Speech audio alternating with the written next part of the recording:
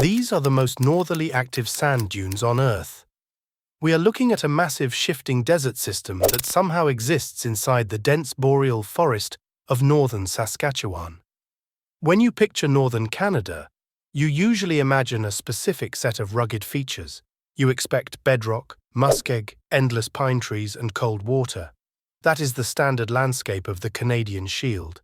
Yet, on the south shore of Lake Athabasca, a geological anomaly breaks every rule of that geography. A landscape stretches out for 100 kilometers that looks completely alien to the region. George Kourounis, a storm chaser and explorer, captured the feeling perfectly when he said it looks like someone cut a piece of the Sahara and dropped it onto the Canadian Shield. These are the Athabasca sand dunes. They aren't just a small patch of sandy soil. This is a geological giant with active dunes covering roughly 300 square kilometers. They rise 30 meters into the air and stand in stark golden contrast against the surrounding wetlands. Geologists and biologists have spent decades studying this area to answer one specific question. How does a desert sustain itself in a region defined by water and ice? The answer involves a billion-year-old sandstone formation, the retreat of the last ice age, and a unique set of wind conditions that keep this landscape alive. In this session, we will look at the geological mechanics that built these dunes, the evolutionary lab of rare plants that grow there, and the history of the human struggle to protect this fragile anomaly from industrial extraction. To understand the sheer scale of the Athabasca sand dunes, we need to pinpoint their location. You find this system in northern Saskatchewan, along the southern edge of Lake Athabasca. It is an incredibly remote region. No roads lead here. You can only reach the sand by floatplane or boat from northern settlements like Uranium City, Stony Rapids, or Fond du Lac. The dune fields are massive. The protected area known as the Athabasca Sand Dunes Provincial Park covers nearly 2,000 square kilometers, but the active sand surface itself takes up about 300. That makes it the largest active sand surface in Canada. The word active matters here. These aren't static hills covered in grass. They are migrating landforms. Research from the ecoregions of Saskatchewan shows the leading edges of these dunes move anywhere from 1.5 meters to several meters every single year. Strong prevailing winds drive this movement and constantly reshape the topography. The visual impact creates a strange disconnect. People often call this site a desert in the middle of the land of water, and that description holds up. The immense Lake Athabasca borders the dunes to the north, while dense boreal forest walls them into the south. But here is the question. Where did all this sand come from? The raw material is the Heliceian Athabasca sandstone. This rock formation is about 1.5 billion years old. However, the sand dunes we see today are actually quite young in geological terms. The sandstone provided the ingredients, but it took a cataclysmic event to process that rock into a dune field. That event was the last ice age.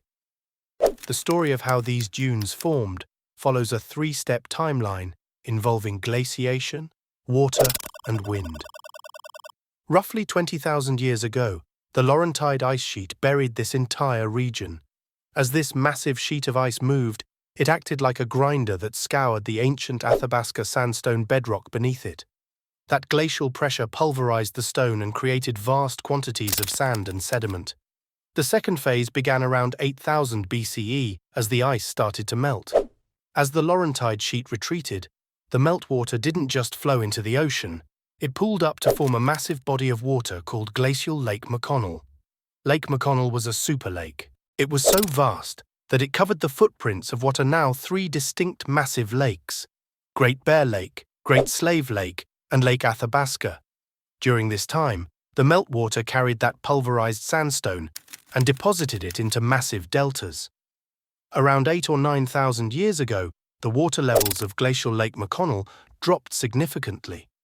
As the water receded, it exposed these vast deltas of sand to the atmosphere. This moment marked the birth of the Athabasca sand dunes. The Geological Survey of Canada identifies this time frame as the transition from a water-dominated environment to a wind-dominated one. Once the water vanished, the engine of the dunes took over. In most post-glacial environments, vegetation eventually reclaims the land. Grasses take root, shrubs follow, and eventually trees stabilize the soil. That never happened here. The Athabasca sand dunes remain active today because of a specific battle between the local groundwater and the northwesterly winds. These winds hit the exposed sandy delta with enough intensity to stop vegetation from taking hold. Instead of stabilizing, the sand shifts. It piles up and migrates. This creates a cycle where the movement of the sand prevents the growth of plants that would otherwise stop the movement. The forces at work here create a hostile, dynamic environment. You can see the proof of the wind's power in the ventifacts scattered across the ground. If you walked across the dune fields, you would find stones sitting on the sand. These aren't smooth river rocks. They are ventifacts, which are stones polished smooth and cut into geometric shapes. The constant blasting of wind-blown sand over thousands of years causes this faceting. It is a natural sandblasting process strong enough to cut rock. The movement of the dunes also created a phenomenon called the exhumed forests.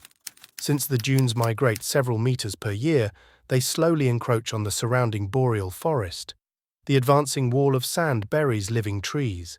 These trees die, but they remain standing while encased in the dune. Decades or even centuries later, the dune moves on. As the trailing edge of the sand slips away, it uncovers what it once buried. The result is a field of ghost forests. These are preserved, sand-polished trunks that stand as evidence of the dune's path. It effectively leaves a visual record of where the landscape has traveled. But before the dunes fully took over, this region looked very different. Fossil evidence shows that giant beavers known as **casteroids** lived here during the formation of the post-glacial lakes. These megafauna swam in the delta waters before the drying process allowed the dunes to dominate. Today, the dunes reach heights of 30 meters. This staggering volume of sand creates a habitat physically isolated from the rest of the continent. That isolation turned the Athabasca sand dunes into one of the most unique biological experiments on Earth. Biologists frequently look at the Athabasca sand dunes as an evolutionary puzzle. The core of that puzzle is speed. Evolution usually takes millions of years to produce a distinct species. However, studies from the University of Saskatchewan highlight a strange timeline here. The dunes only formed after the glaciers retreated roughly 9,000 years ago. Yet, in that short window, the area produced 10 species of endemic plants. These are plants found nowhere else on Earth. Biological studies note that these plants evolved in a biological blink of an eye. The most famous examples include the Athabasca thrift and the sand dune willow. These plants develop distinct characteristics to survive in a shifting, nutrient-poor environment where a normal boreal plant would starve. Scientific documentation of this flora began in 1935 with Hugh Raup of Harvard University. Raup was the first to identify that the plants here weren't just misplaced southern species, but entirely unique entities. Later, Vernon Harms from the University of Saskatchewan conducted modern research that solidified the dune's status as a hotspot for endemism. These plants proved just how intense the selection pressures are in the dunes. The isolation, the wind, and the sand forced a rate of adaptation that is among the fastest ever recorded in flora. But this uniqueness comes with a cost. These endemic plants are incredibly fragile. Because they exist only here, and because their root systems adapted to loose sand, walking on them can kill them instantly. This fragility plays a major role in how the park is managed today. The human history here is just as complex as the geology. The area lies within the traditional territory of the Dene and Cree peoples, specifically the Fond du Lac Denesulin First Nation. The first recorded European reference to the dunes comes from 1778. Peter Pond, a mapmaker and trader, noted the dunes during his travels and called them extraordinary. For centuries, they remained a curiosity and a navigational landmark for anyone traveling the lake. But in the late 20th century, the dunes became the center of a conflict between conservation and extraction. The Athabasca Basin, underlying this region, contains the world's highest-grade uranium deposits. Companies like Cantera Minerals and UEX Corporation hold interests in the broader basin. By the late 1980s, the pressure to explore the dune area for uranium intensified. This forced a pivotal moment in Saskatchewan's environmental history. Conservationists argued that mining operations would destroy this evolutionary lab and the endemic plants that exist nowhere else. On August 24, 1992, the provincial government made its decision. They officially established the Athabasca Sand Dunes Provincial Park. They created this designation specifically to shield the ecosystem from uranium exploration. While mining continues to be a major industry outside the protected zone, the park boundaries act as a shield for the geological anomaly inside. Despite the park's status, the Athabasca sand dunes face new challenges. Recent satellite imagery suggests the dunes might be slowly stabilizing. Vegetation from the surrounding forest is creeping onto the outer edges of the dune fields. Changes in the local water table and climate patterns are likely driving this. If the vegetation wins, the active dunes will stop moving, which effectively ends the geological process that defines the park.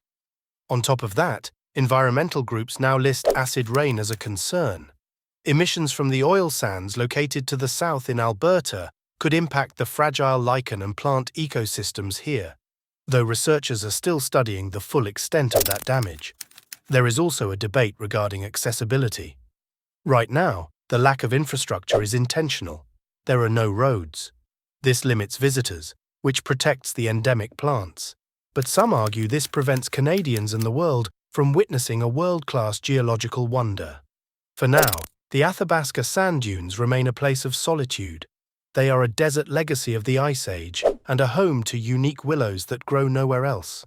This is a landscape where the wind has sculpted sand for 8,000 years to create a shifting, golden anomaly in the heart of the Great Northern Forest. This concludes the examination of the Athabasca sand dunes.